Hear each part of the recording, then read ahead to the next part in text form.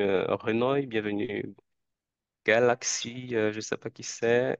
Bienvenue Tonton Pascal, bienvenue Maman Georgette, bienvenue Papa Yoro.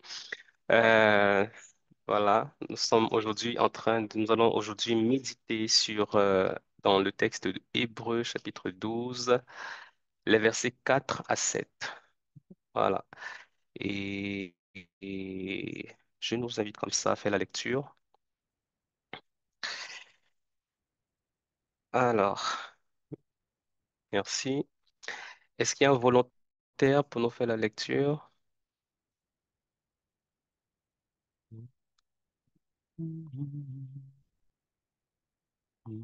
Oui, Renoy, vas-y.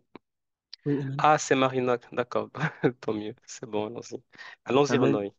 Je lis la parole de Dieu Amen. dans Hébreux 12, versets 4 à 7. Vous n'avez pas encore Mhm, résisté jusqu'au sang en luttant contre le mhm, péché. Et vous mhm. avez oublié l'exhortation qui vous est adressée comme à des fils. Mon fils, ne méprise pas le châtiment du Seigneur et ne perds pas courage lorsqu'il te reprend. Car le Seigneur châtie celui qu'il aime et il frappe de la verge tous ceux qu'il reconnaît pour ses fils. Supportez le châtiment, c'est comme des fils que Dieu vous traite. Car quel est le fils qu'un père ne châtie pas? Amen. Amen, amen, amen. Alors, est-ce qu'on a le texte disponible dans une autre version? Peut-être la version du Semeur? Voilà. Est-ce que quelqu'un d'autre veut nous faire la lecture dans la version du Semeur? Marina, si tu es disponible. Bienvenue à tous ceux qui nous rejoignent. En même temps, nous sommes en train de méditer aujourd'hui dans Hébreux chapitre 4, versets 4 à 7. Voilà, je demande à un volontaire pour nous faire la lecture du texte dans la version du semeur. Je veux bien, s'il n'y a personne d'autre, je veux bien. Il n'y a personne, ok. Um, mince. Super, voilà. Oui, allons-y, maman. Oui, vous n'avez pas encore résisté jusqu'à la mort dans votre lutte contre le péché. Et vous avez oublié cette parole d'encouragement que Dieu vous adresse comme à des fils. Mon fils, ne prends pas à la légère la correction du Seigneur et ne te décourage pas lorsqu'il te reprend. Car le Seigneur corrige celui qu'il aime. Il châtie tous ceux qu'il reconnaît pour ses fils. Supportez vos souffrances. Elles servent à vous corriger. C'est ton fils que Dieu vous traite. Quel est le fils que son père ne corrige pas? Amen. Amen, amen, amen. Merci Seigneur. Il y a aussi la version parole de vie. Je m'en vais faire la lecture rapidement. En combattant contre le péché, vous n'avez pas encore résisté jusqu'à la mort. Vous avez oublié le conseil que Dieu vous donne comme à des fils. Mon fils, quand le Seigneur te corrige, fais attention. Ne te décourage pas quand il te fait des reproches. Le Seigneur corrige celui qu'il aime, il frappe tous ceux qu'il reconnaît comme ses fils. C'est pour être corrigé que vous souffrez. Dieu vous traite comme ses fils. Quel est le fils que son père ne corrige pas? Amen. Amen. Amen. Alors, on va concentrer dans la, la méditation. Et avant, je partage juste un petit peu du contexte que je connais de ce passage.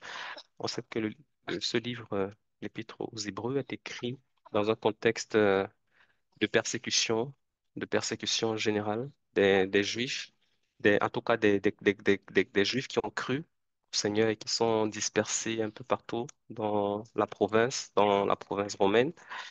Et cette persécution est si intense qu'il y a beaucoup qui veulent se décourager.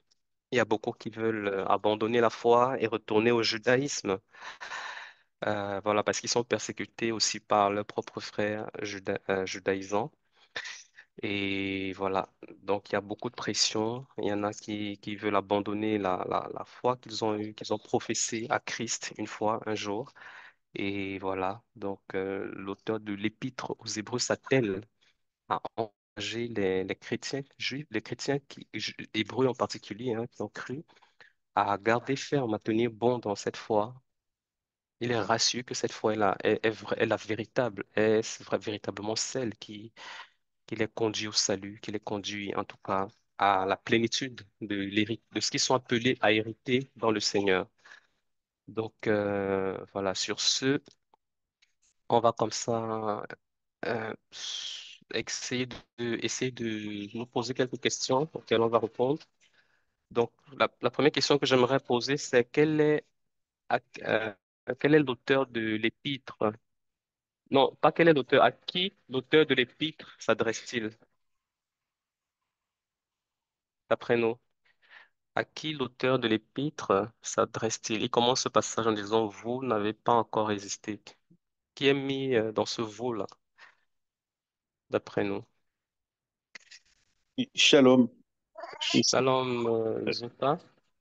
C'est Oui. l'auteur de l'épître s'adresse aux chrétiens euh,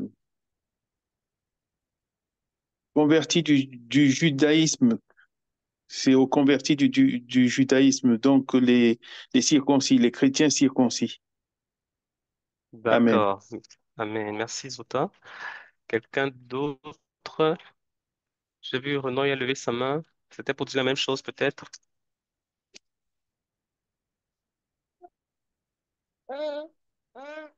Oui, oui, Ah, amen, amen. d'accord, ça marche. Alors, oui, je pense que enfin, c'est le cas. L'auteur s'adresse au... Pardon? Quelqu'un parlait? Donc, en tout cas, l'auteur s'adresse clairement aux Juifs convertis à Jésus. Voilà. Donc, ok, deuxième question, c'est quelles sont les instructions que le Seigneur donne euh, au travers de l'auteur de cet épître à ces chrétiens, justement? Quelles sont les instructions qu'on peut dégager dans ce passage-là? Est-ce qu'on peut les énumérer?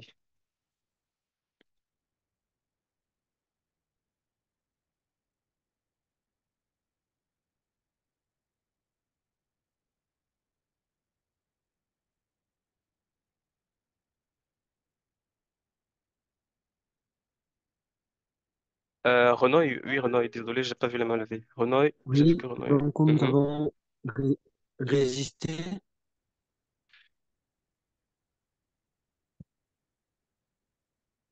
on Oui, va, donc il y a, je dis résister, supporter aussi, porter, résister, oui. et, et il nous reconnaît. Ouais, oui, amen. Ok, ouais. Maman Et il nous Georgette, suggère aussi de pas oublier l'exhortation. Pour parler, il faut mettre oui, maman Georgette. Oui, oui, merci, Renaud. Mais voilà.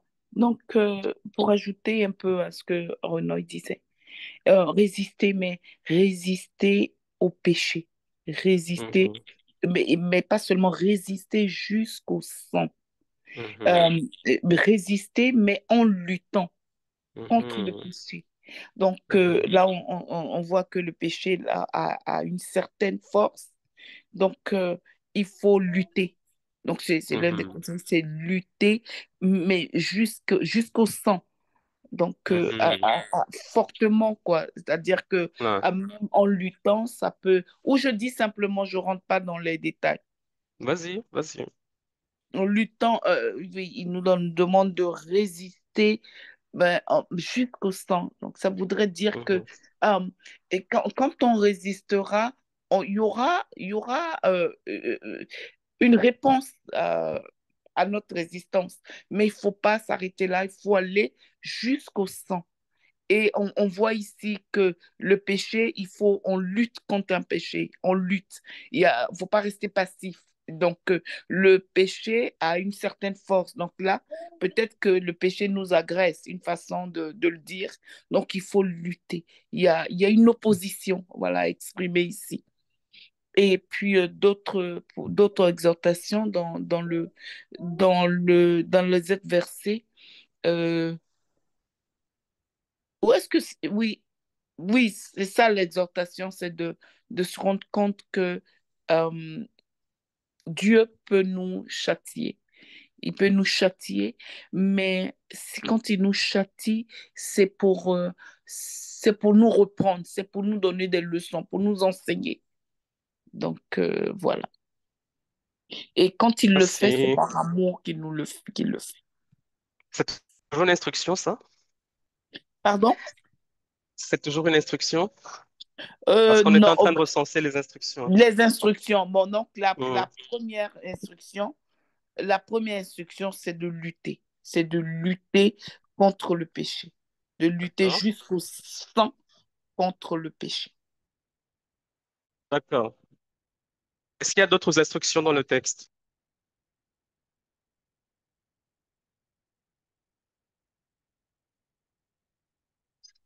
Je Oui, vois.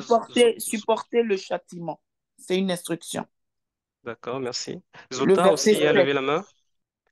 Oui, je dirais un seul mot, persévérance. Persévérance. Oui, D'accord, persévérance qui, qui affine, qui améliore, qui consolide la foi. d'accord. Ça marche. Ok. Amen. Amen. Oui, donc moi je vois aussi plus ou moins trois ou quatre instructions. Premièrement, on a résisté, l'encouragement à résister jusqu'au sang contre le péché. Ensuite, on a ne pas oublier l'instruction. Je pense que Renaud il nous a évoqué ça tout à l'heure. Et puis, on a supporté patiemment la correction. Donc voilà ce que moi ou alors persévérer. Je pense que ça va dans le même sens. Donc, et j'allais poser la question aussi de savoir que signifie résister jusqu'au sang. Je pense que Maman Georgette nous a déjà bien détaillé ce que ça veut dire. Donc, je pense que c'est assez clair. Et puis, les autres versions qu'on a lues on a, ont permis d'éclairer aussi un peu. Dans la version du semeur, on parle de résister jusqu'à la mort, par exemple. Et voilà. Donc, juste pour voir à quel point de résolution, de détermination le Seigneur veut nous amener. Voilà. Maintenant, est-ce que ce passage nous apprend quelque chose sur Dieu le Père? Est-ce que ce passage nous apprend quelque chose sur Dieu le Père? Oui, Renoy. Après, il n'y a pas que Renoy, il n'y a pas que Zouta, Maman Georgette, hein. Nous sommes tous appelés invités à contribuer, hein. Je vois beaucoup de gens connectés, hein. Je vois Muriel, Paul, Péniel, Olivier. Sentons-nous libres de contribuer. Nous sommes là entre nous, entre frères. Et le Saint-Esprit peut également passer par nous pour être pour faire de nous des bénédictions pour les autres. Donc, Amen. n'hésitons pas à contribuer. Voilà. Donc, on laisse la parole à Renoy. Amen, oui. Donc, Amen. peut-être qu'il va apprendre qu'en fait, dans sa manière de nous traiter, il nous traite vraiment comme des fils, comme ses fils à lui, au nom de Jésus. Amen. Amen. Le Seigneur nous traite comme ses fils. Amen. Quelqu'un d'autre veut réagir, répondre à cette question? Shalom. Euh, Shalom. oui, Sisuta, ce que je voulais rajouter, c'est que euh, nous sommes sous éducation. Le Seigneur nous éduque, en fait. Et Mhm, il ne veut pas que son souci principal, c'est que nous ne sombrons pas dans la perdition. Donc, mhm, lorsqu'il voit que nous dévions par rapport euh, à l'objectif qu'il nous a fixé, euh, il nous redresse. Et tout redressement, c'est comme un arbre qui penche. Lorsqu'on veut le remettre dans le droit chemin, on met, comment dire, un support. Mais il y a une contrainte. La branche de l'arbre le ressent dans son corps, si je peux parler ainsi. Il en est ainsi pour nous. Dieu nous reprend parce qu'il nous aime. Il ne veut pas nous voir tomber dans les travers du péché et donc mourir spirituellement. C'est, il veille sur nous et il nous conduit par ses remontrances, quelle que soit la forme, au salut. Amen. Mhm. Amen. Merci, Zouta. Exactement. Donc, on peut voir dans ce passage que quelque chose que Dieu notre Père, dans son processus de notre éducation, de notre perfectionnement, fait, c'est que il nous châtie. Il châtie ceux qu'il aime. Et moi aussi, moi, ce que je comprends en plus, c'est que la preuve que je suis son enfant, c'est que je peux voir ses châtiments dans ma vie. Parce que comme ce passage commande par la suite, si quelqu'un n'est pas châtié, si quelqu'un ne voit pas de châtiment dans sa vie, c'est que potentiellement, il doit s'interroger pour savoir s'il est vraiment son fils. Oui, je vois la main de Papa Pascal. Est-ce que tu as la parole? Shalom, merci. Oui, je voulais compléter un Shalom. peu ce que tu as dit et ce qu'a dit le frère Mhm, avant. mhm, Euh, Parce que dans le texte, on parle de châtiment et le frère nous a parlé d'éducation. Et en fait, c'est vrai, c'est que si on regarde les autres versions, c'est parlé plutôt de correction. Seigneur corrige, notamment dans la version Sommer aux paroles de vie. Et le terme, le grec qui est utilisé, quel bien le terme éducation. Alors, on peut le comprendre parce que mhm, l'éducation à l'époque était certainement quelque chose de beaucoup plus strict et dur que l'éducation telle qu'on la conçoit actuellement. Et derrière, c'est bien ce qu'il disait, c'est en fait supporter la correction, le châtiment, ou en termes, c'est supporter l'éducation. C'est-à-dire, c'est vraiment ce que Dieu veut nous faire. Il nous traite mhm, comme un père traite son fils, parce que un des premiers, je dirais, buts et missions du père, c'est d'éduquer son fils. Et donc là, vraiment, il nous montre et il nous rappelle dans cette lettre que vraiment, c'est ce qui est important, c'est de suivre ce qu'il nous dit pour que nous-mêmes nous soyons éduqués, même si par moments cela implique des passages ou des moments un peu difficiles. Voilà, donc c'est vraiment mhm, ce thème de l'éducation et de l'amour d'un père, pardon, pour son fils, parce que pour lui, il peut pas laisser son fils sans faire son éducation. mhm. Merci, Papa Pascal, cette contribution. Oui, effectivement, il est important de comprendre ce passage, la correction du Seigneur dans la perspective de l'éducation, parce que Dieu ne nous châtie pas, en fait, Dieu ne châtie pas comme les hommes châtient, en fait. Dieu ne corrige pas comme les hommes parfois corrigent, avec des motivations parfois dirigées par la colère, inspirées par la colère et tout par voilà. Mais Dieu, ce que Dieu vise, c'est vraiment de nous éduquer, de nous rendre meilleurs après l'éducation, même si cette éducation peut parfois faire mal, parce que derrière l'idée de la correction, il y a quelque chose forcément qui va faire un peu mal, que ce soit physiquement ou même émotionnellement. Et j'allais justement poser la question de savoir comment Dieu nous éduque. Est-ce qu'on peut essayer de dégager quelques exemples des façons par lesquelles Dieu nous corrige? Et pour ça, on peut s'inspirer un peu de ce qui est dit aussi précédemment, des versets 1 à 3 de ce passage d'Hébreux 12 et du contexte général que nous avons décrit aussi concernant cette lettre. Comment Dieu nous corrige? Comment Dieu, quels sont les moyens par lesquels Dieu nous corrige en fait? Parce que je pense qu'il est important de le reconnaître, pour pouvoir identifier ça dans nos vies, afin de ne pas être surpris, de reconnaître que ce qui nous arrive là, c'est la main de Dieu, Dieu en train de nous emmener quelque part. Et je pense que le plus tôt on le comprend, le mieux ce sera pour nous parce qu'on pourra s'aligner, entrer dans l'obéissance et laisser cette œuvre de Dieu se fasse en nous pour que nous soyons effectivement, voilà, c'est meilleur, c'est fils là qu'il veut faire de nous. Comment Dieu nous corrige? Par quel moyen? Oui, Zouta. Euh, l'apôtre Paul dit, imitez-moi comme je suis imitateur de Christ. Donc, c'est, nous sommes moulés avec, euh, avec Christ.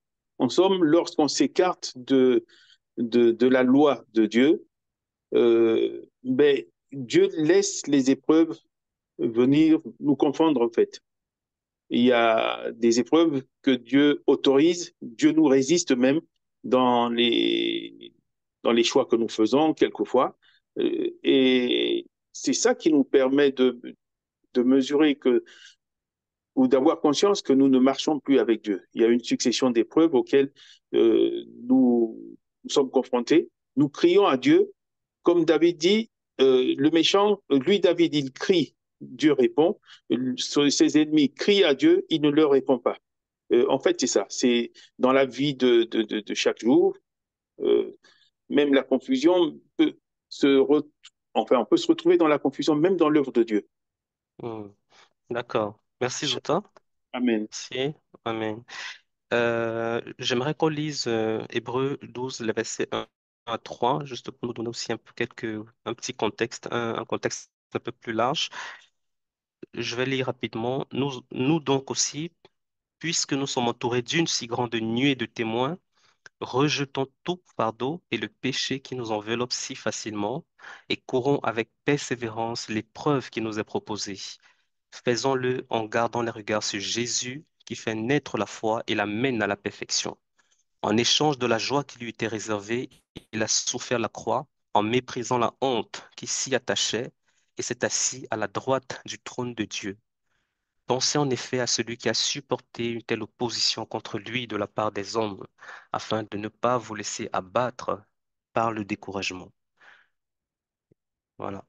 Est-ce que nous pouvons identifier dans ce passage ou dans d'autres que le Saint-Esprit pourrait vous inspirer des moyens par lesquels Dieu nous châtie, nous corrige pour emprunter, pour avoir la meilleure perspective en tout cas de cette éducation divine? Oui, maman Georgette. En fait, je vais, oui, dire un petit peu comment je vois. Quand il dit, par exemple, quand il dit, vous n'avez pas encore hésité jusqu'au sang en luttant contre le péché. Donc, le péché ici, enfin, le péché pourrait être, et c'est ça, de marcher, ne pas faire la volonté de Dieu. Ne pas Mhm, faire la volonté de Dieu. Donc, être en dehors de la volonté de Dieu, c'est c'est ce péché-là. Donc, mhm, pour résister, c'est euh,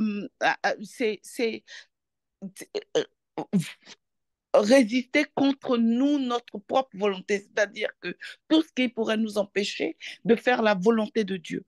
Et mhm, voilà, donc ça pourrait être, Dieu, pour rester dans la volonté de Dieu, Dieu nous a donné une série de directives. Il y a, par exemple, faut pardonner, faut, il y a toute une liste. Donc, la première chose, c'est ça coûte de faire la volonté de Dieu. Ça coûte. mhm, Ça coûte vraiment de faire la volonté de Dieu.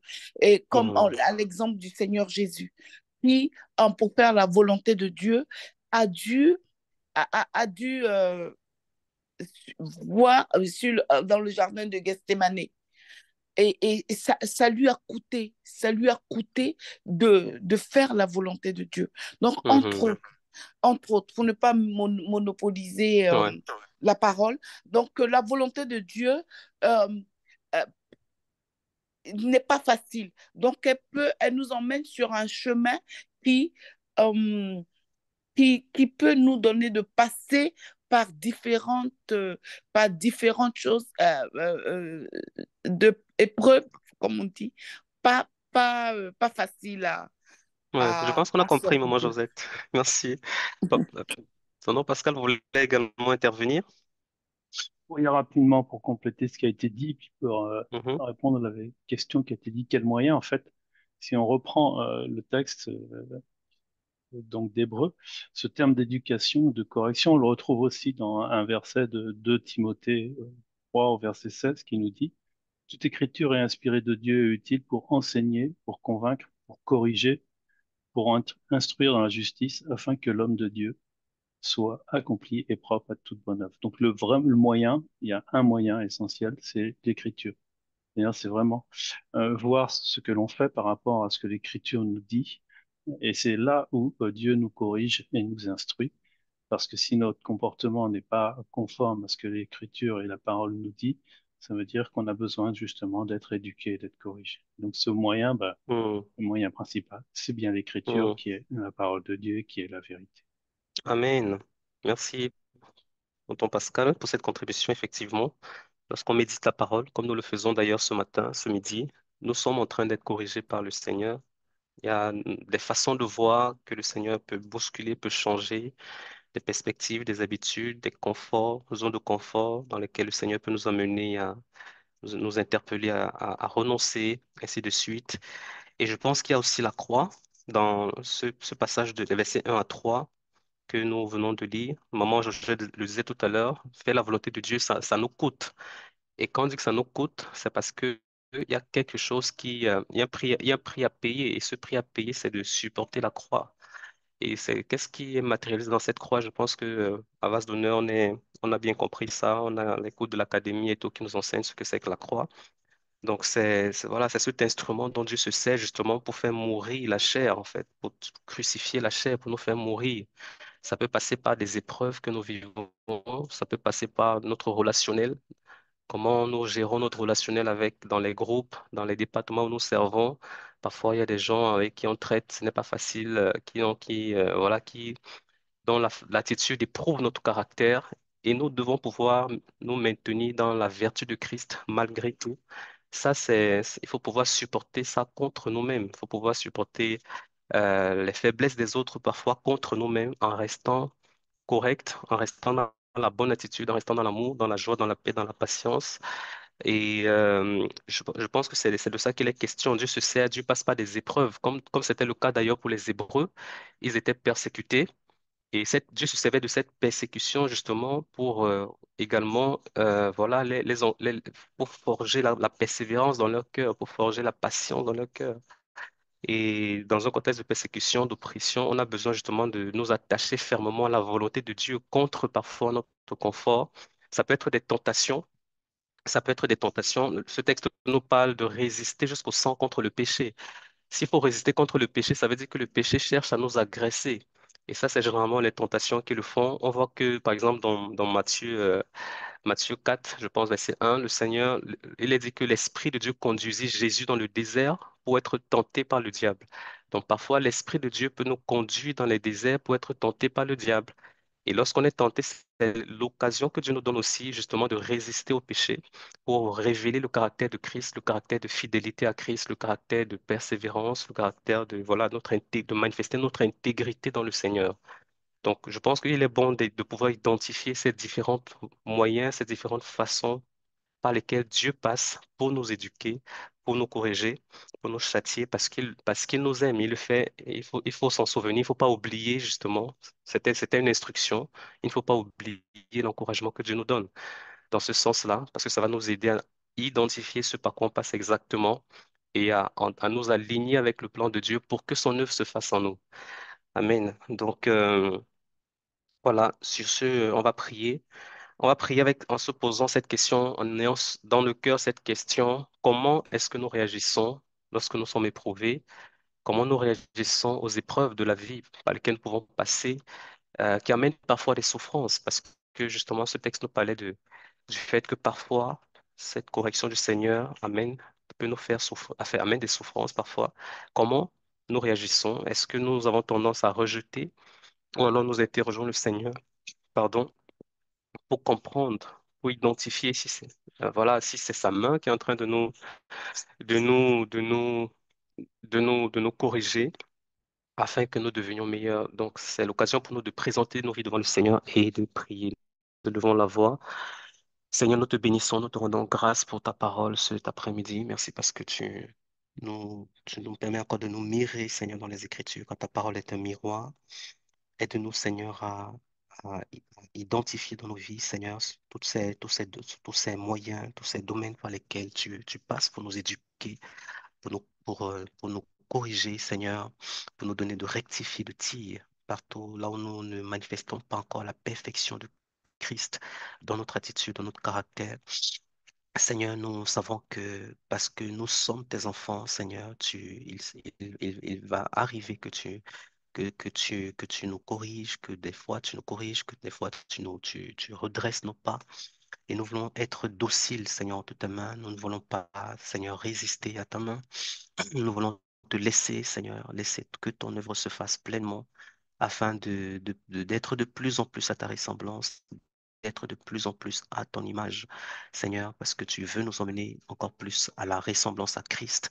Et nous voulons le faire en ayant pour modèle, Seigneur, notre chef suprême, Seigneur, notre Seigneur Jésus-Christ, qui, comme ce passage nous le montrait aussi, dans les versets qui précèdent, il a méprisé, Seigneur, il a méprisé la souffrance qu'il devait endurer, il a méprisé la croix, Seigneur, parce qu'il avait, Seigneur, en vue la gloire qui lui était réservée, la joie qui lui était réservée. Comme lui, Seigneur, nous voulons avoir l'esprit, la joie qui nous est réservée, la joie de savoir que nous arriverons à la plénitude de la mesure de la statue de Christ, où nous pourrons manifester pleinement la vertu de Christ, l'autorité de Christ.